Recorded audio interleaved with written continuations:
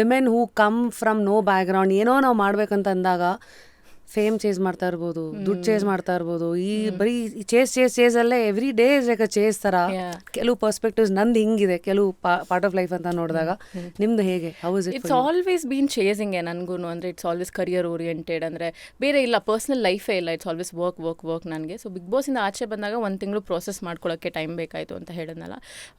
ಅಂದರೆ ಯೂಶ್ವಲಿ ತುಂಬ ಜನಕ್ಕೆ ದೇ ಎಂಜಾಯ್ ದಿ ಅಟೆನ್ಷನ್. ಅಂದರೆ ಆಚೆ ಬಂದ ತಕ್ಷಣ ತುಂಬಾ ಅಟೆನ್ಷನ್, ಸಿಕ್ಕಾಬಡೆ ಓವರ್ವೆಲ್ಮಿಂಗ್ ಅನಿಸ್ತಿತ್ತು ನನಗೆ.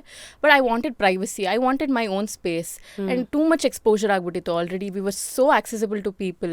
ಅಂದರೆ they know how you react, how you talk and how you get cranky or how you ಮನೇಲಿ ನೋಡಿರ್ತಾರಲ್ಲ ಎಲ್ಲ ಟಾಸ್ಕ್ಗಳ ಮೂಲಕ ನೋಡಿರ್ತಾರಲ್ಲ, ನಮ್ಮನ್ನ ಸಿಕ್ಕಾಬಡೆ ಆಕ್ಸೆಸ್ ಸಿಕ್ಬಿಟ್ಟಿರುತ್ತೆ. ಆ್ಯಂಡ್ ಎಲ್ಲೋ ನೀವು ಒಂದು ಪ್ರೈವೇಟ್ ಸ್ಪೇಸಲ್ಲಿ ಇರ್ತೀರಾ ಅಥವಾ ನಿಮ್ಮ ಫ್ರೆಂಡ್ಸ್ ಜೊತೆನೋ ನಿಮ್ಮ ಫ್ಯಾಮಿಲಿ ಜೊತೆನೋ ಇರ್ತೀರಾ, they come and they ask about things, ಒಳಗಡೆ ಏನು ನಡೀತಲ್ಲ ಅದ್ರ ಬಗ್ಗೆ ಅವರು ಅಸಮಾಧಾನ ಇರುತ್ತೆ. ಸೊ ಅದನ್ನೆಲ್ಲ ಬಂದು ರೂಡಾಗಿ ಒಬ್ರು ಕೇಳ್ತಾರೆ, ಒಬ್ರು ತುಂಬ ಪ್ರೀತಿಯಿಂದ ಕೇಳ್ತಾರೆ. ಅದೆಲ್ಲ ನನಗೆ ಸ್ವಲ್ಪ ತೊಗೊಳಕ್ಕೆ ಕಷ್ಟ ಆಯಿತು. So I didn't go out, ಅಷ್ಟೊಂದು ನಾನು ಹೋಗಲಿಲ್ಲ ಆಚೆ. ಸೊ ಬೇಕಾದಷ್ಟು ಈವೆಂಟ್ಸ್ನ ನಾನು ಅದ್ರಲ್ಲಿ ಸೆಲೆಕ್ಟಿವ್ನ ಮಾತ್ರ ತೊಗೊಂಡು ಎಲ್ಲನೂ ಅಟೆಂಡ್ ಮಾಡೋಕ್ಕೆ ಹೋಗಲಿಲ್ಲ. And even interviews also I didn't give too much of interviews. It was only very selected, very minimal, because I didn't wanted to put myself out there. Like ಸಡನ್ನಾಗಿ ಹಿಂಗೆ ಬಿಗ್ ಬಾಸ್ ಮುಗಿದಿದ ತಕ್ಷಣ like I am ready for the world ಅಂತ. So ಸ್ವಲ್ಪ time ತೊಗೊಂಡೆ, 1 ತಿಂಗಳು. ಈಗ ಸ್ವಲ್ಪ ಆಚೆ ಹೋಗ್ತಾ ಇದ್ದೀನಿ. I am just meeting people and talking about work and stuff like that. Routine has been good. It's been, ಅಂದರೆ I have to get back to my routine actually. ಇನ್ನೂ ರೊಟೀನ್ಗೆ ಇಳಿದಿಲ್ಲ ನಾನು. ಅಂದರೆ the workout, the healthy eating, ಒಳಗಡೆ ಗೊತ್ತಲ್ಲ ನಿಮಗೆ, ನೀವು ಇದ್ರಿ ಏನು ತಿನ್ನೋಕ್ಕೆ ಅಷ್ಟು. ಆ್ಯಕ್ಚುಲಿ ಅದೇ ಹೇಳೋಳಿದ್ದೆ, ಎಷ್ಟೊಂದು ಜನಕ್ಕೆ ಆಚೆಯಿಂದ ನೋಡೋರಿಗೆ ಬಿಗ್ ಬಾಸ್ ಸ್ಕ್ರಿಪ್ಟೆಡಾ ಅಂತ ಫಸ್ಟ್ ಕಾಮನ್ ಕ್ವೆಶನ್ನು. ಇದೆಲ್ಲ ಕ್ವೆಶನ್ಗಳ ಜೊತೆಗೆ ಅವ್ರಿಗೆ ಏನು ಬಹುಶಃ ಅರ್ಥ ಆಗಲ್ಲ ಅಂದರೆ, ಅವ್ರು ನೋಡೋದು ಅಷ್ಟು ದಿನಗಳ 55 ನಿಮಿಷ ಮಾತ್ರ. ಎಕ್ಸಾಕ್ಟ್ಲಿ. ನಾವು 24 ಗಂಟೆನೂ ಒಳಗೆ ಜೀವಿಸಿರ್ತೀವಲ್ಲ, ಮಾನಸಿಕವಾಗಿ ಅದು ಎಷ್ಟು ಒತ್ತಡ. ಮತ್ತು ಆ ಫಾರ್ಮ್ಯಾಟೇ ದಿನ 24 ಗಂಟೆ ಕ್ಯಾಮ್ರಾಸ್ಗಳು, ಜನಗಳು, ಆ ಫಾರ್ಮ್ಯಾಟ್ ಟಾಸ್ಕ್ಗಳು ಒಬ್ರನ್ನೊಬ್ರು ಹ್ಯಾಂಡಲ್ ಮಾಡೋದು. ಅಷ್ಟ್ರ ಮಧ್ಯೆ ನಮ್ಮ ಮನಸ್ಸು ಹೆಂಗಾಗ್ಬಿಟ್ಟಿರತ್ತೆ, ಫ್ಯಾಮಿಲಿ ಇಲ್ಲ, ಫೋನ್ ಇಲ್ಲ, ಆಚೆ ಕಡೆ ನಮ್ಮ ಕೆಲಸ ಇಲ್ಲ, ಎಲ್ಲ ಬಿಟ್ಟು ಒಂದು ಕಡೆ. Trust me, it was traumatic. ಅಂದರೆ ಬಿಕಾಸ್ ನಿಮ್ಗೆ ಅರ್ಥ ಆಗುತ್ತೆ, ನಿಮಗೆ ಯು ನೋ ಅಬೌಟ್ ಇಟ್ ಅಂತ ಹೇಳ್ತಾ ಇದ್ದೀನಿ. It was traumatic for me. ಅಂದರೆ usually initially it was very traumatic. ನನಗೆ ಐ ಮೀನ್ ಇಂಟ್ರೋವರ್ಟ್, ಅಂದರೆ ಜಾಸ್ತಿ ಬೇಗ ಜನ ಸೇರಲ್ಲ, ಸೋಷಲೈಸ್ ಆಗಲ್ಲ.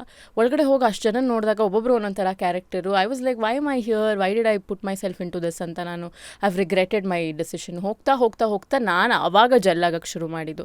ಸೊ ಯಾರೇ ಮೀಟ್ ಮಾಡಿದ್ರು ನನಗೆ ಫಸ್ಟ್ 2 weeks 3 weeks ನಿಮ್ಮ ಗೇಮ್ ತುಂಬ ಸ್ಲೋ ಇತ್ತು ಹಂಗೆ ಹಿಂಗೆ ಅಂತ ಹೇಳ್ತಾರಲ್ಲ, this was my reason. Because ಒಳಗಡೆ ಏನೋ you have to validate yourself. ನಿಮ್ಗೆ ಬೇಕೋ ಬೇಡವೋ, I don't like validating myself. ನಿಂತ್ಕೊಂಡಲ್ಲಿ ಐ ಆಮ್ ದ ಬೆಸ್ಟ್, ನಿಮ್ಮೆಲ್ರಿಗಿಂತ ನಾನು ಬೆಸ್ಟ್, ಯಾಕಂದರೆ ನಾನು ಇಷ್ಟು ವರ್ಕ್ ಮಾಡಿದ್ದೀನಿ, ಇಷ್ಟು ಹೆಸರು ಗಳಿಸಿದ್ದೀನಿ, ಅದೆಲ್ಲ ಹೇಳ್ಕೊಳಕ್ಕೆ ಇಷ್ಟಲ್ಲ. ಬಟ್ ನೀವು ಮಾಡಲೇಬೇಕು ಟು ಸರ್ವೈವ್ ದೇರ್. ಸೊ ಅದಕ್ಕೆ ಸ್ವಲ್ಪ ಟೈಮ್ ಬೇಕಾಯಿತು, ಮೈ ಚಳಿ ಬಿಟ್ಟು ಅದೆಲ್ಲ ಆಡೋದಕ್ಕೆ, ಅವ್ರ ಜೊತೆ ಮಿಂಗಲ್ ಆಗೋದಕ್ಕೆ. And once I started mingling and getting to know people, then it felt like okay, it's okay, I can survive here, I can survive anywhere. Bigg ಬಾಸಲ್ಲಿ ಸರ್ವೈವ್ ಮಾಡಿದ್ರೆ ಎಲ್ಲಿ ಬೇಕಾದ್ರೂ ಸರ್ವೈವ್ ಮಾಡ್ಬೋದು ಅಂತ ನನಗೆ ಆಮೇಲೆ ಗೊತ್ತಾಯಿತು.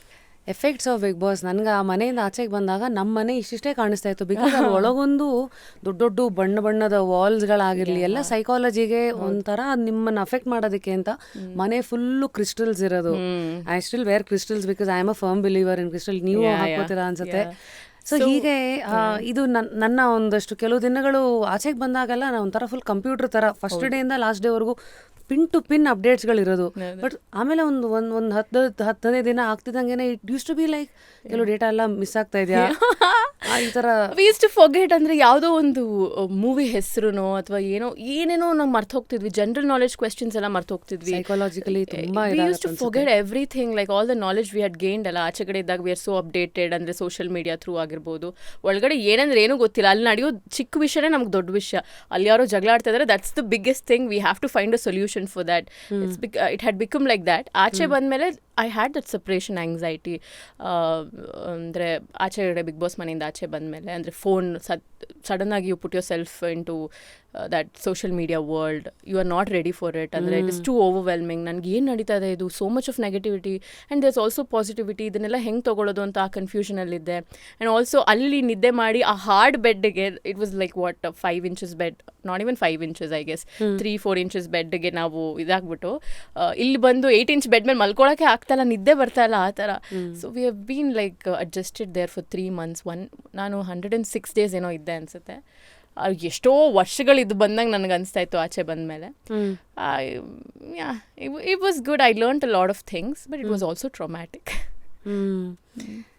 ಪ್ರತಿ ಸತಿ ಒಳಗೆ ಹೋಗೋಕೆ ಮುಂಚೆ ಒಂದು ಲೆಕ್ಕಾಚಾರಗಳಿದ್ದಾಗ ಆಚೆಗೆ ಬಂದಮೇಲೆ ಎಷ್ಟೊಂದು ಜನಕ್ಕೆ ಗೊತ್ತಿಲ್ಲ ಇದು, ಇಮಿಡಿಯೇಟಾಗಿ ಫ್ಯಾಮಿಲಿ ಜೊತೆಗೆ ಬಿಡೋದು ಇಲ್ಲ. ಒನ್ಸ್ ಯು ಆರ್ ಎಲಿಮಿನೇಟೆಡ್, ಅದು ಒಳಗೆ ಒಂದು ಸೆಪರೇಟ್ ರೂಮಲ್ಲಿ overnight you have to cool down. ಅದಾದಮೇಲೆ ನೆಕ್ಸ್ಟ್ ಫೋನ್ ಕೊಡ್ತಾರೆ, ಅದಾದಮೇಲೆ you go and meet. So ಈ ಥರ ಎಷ್ಟೋ ವಿಚಾರಗಳಿಗೆ ನಾವೆಲ್ಲ ಒಂಥರ experimental guinea pigs lab rats. So when you look back ಇವತ್ತು ಪ್ರತಿಯೊಂದು ಜೀವನದ ನಿರ್ಧಾರಗಳು ಕೆಲವು ಸತಿ ಇಷ್ಟನೋ ಕಷ್ಟನೋ ಅದ್ರ ಜೊತೆ ನಾವು ನಿಲ್ಬೇಕಾಗತ್ತೆ. ನಾನೇ ನಿರ್ಧಾರ ತೊಗೊಂಡಿದ್ದು, ನಾನು ಹೋದೆ, ನಾನು ಆಚೆಗೆ ಬಂದೆ ಅಂತ. So when you look back today, ಯಾವ ಒಂದಷ್ಟು ವಿಚಾರಗಳನ್ನು you hold close to your heart from Bigg Boss memory?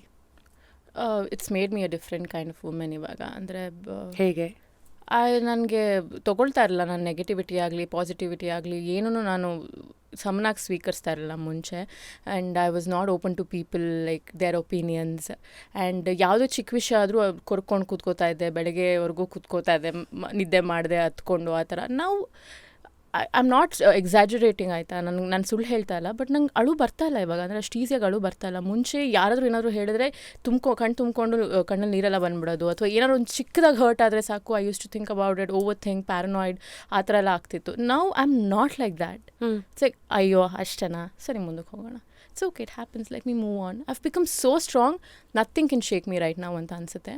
That's the advantage of going through and surviving in Bigg Boss. ಅಂದರೆ ನಾನು ನಿರ್ಧಾರ ಮಾಡಿದ್ದಕ್ಕೂ ನನಗೆ ಇದೊಂದು ಸಿಕ್ತು ಅಂತ ಹೇಳಿದ್ರೆ, I become a very strong women right now. I can conquer, I can defeat anything. ಯಾವುದೇ ಪ್ರಾಬ್ಲಮ್ ಬಂದರೂ ನಿಂತ್ಕೊಂಡು ಫೇಸ್ ಮಾಡ್ತೀನಿ. So I am a completely different women. And confidence next level ಹೋಗಿದೆ. ಎಸ್, ಕಾನ್ಫಿಡೆನ್ಸ್ ಇತ್ತು, ಕ್ಯಾಮ್ರಾ ಮುಂದೆ ಸ್ಟೇಜಲ್ಲಿ confidence ಇರ್ತಿತ್ತು.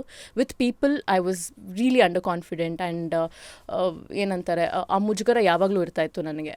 ಎಷ್ಟೇ ಕಾನ್ಫಿಡೆಂಟಾಗಿ ಕಾಣಿಸ್ಬೋದು, ಬಟ್ ಒಳಗಡೆ I use to always have that anxiety, anxious women. But right now I'm like, no, I'm up front. Like ನಾನು ನಿನ್ನ ಪ್ರೀತಿಸ್ತೀನ ಅಥವಾ ನಾನು ನಿನ್ನ ಇಷ್ಟಪಡ್ತೀನ ಅಥವಾ ಇಷ್ಟಪಡಲ್ವಾ, I'm like this ಅಷ್ಟೇ. Or if I don't have any feelings about you, I don't care. So yeah, this is what I am right now.